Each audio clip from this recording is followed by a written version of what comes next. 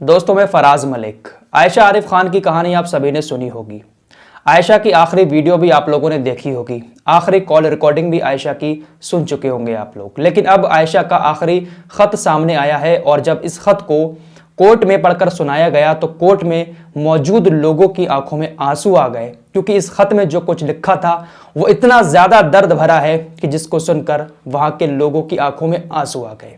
और इस खत में लिखी बातों को सुनने के बाद एक बात यह भी साफ हो गई कि आखिर आयशा ने ये जो कदम उठाया है वो कितनी बड़ी मजबूरी में आकर उसने ये कदम उठाया है। तो आखिर ऐसा इस खत में क्या लिखा है वो मैं आपके सामने जल्दी से रखने की कोशिश करूंगा, ज्यादा वक्त आप लोगों का नहीं लूंगा।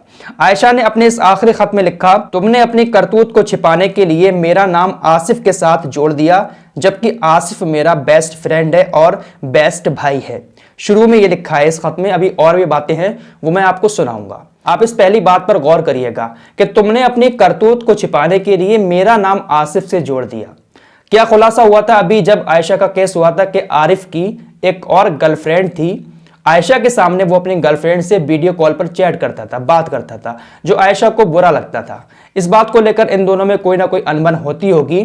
तो उसने क्या कहा कि अपने करतूत छिपाने के लिए, यानी अपने अफेयर को छुपाने के लिए, अपनी करतूत को छिपाने के लिए इसने आयशा को ही गलत साबित कर दिया। आयशा का नाम एक लड़के के साथ जोड़ दिया, आसिफ जिसका नाम है। आयशा का कहना यह है अपने आखिरी खत में कि वो मेरा बेस्ट फ्रेंड था, लेकिन शायद आरिफ को यह लगता था कि इससे कोई मैटर चल रहा है। खत में आगे लिखा था कि तुमने मुझे 4 दिन के लिए कमरे में बंद कर दिया था, ना खाना दिया था ना पानी दिया था, और मैं उस वक्त गर्भवती थी।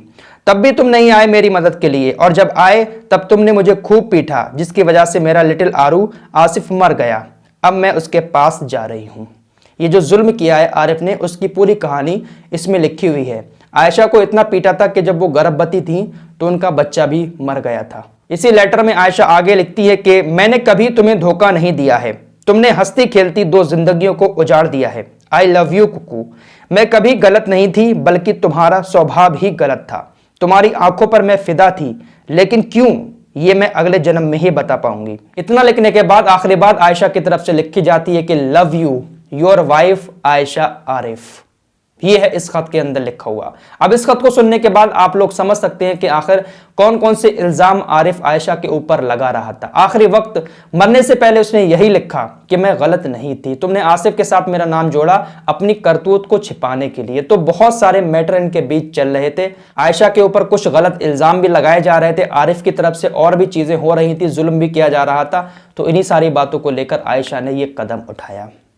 फिलहाल अब कोर्ट ने जो है आरिफ को दोषी मान लिया है। 3 दिन के रिमांड के लिए जो पुलिस के पास भेजा था, लेकिन अब कोर्ट जुडिशियल कस्टडी में भेज दिया गया है। तो फिलहाल अब देखते हैं कि आखिर आरिफ को कितनी सजा होती है। लेकिन साबित हो चुका है कि वाकई में आयशा ने आरिफ की वजह से ही अपनी मौत को गले लगाया।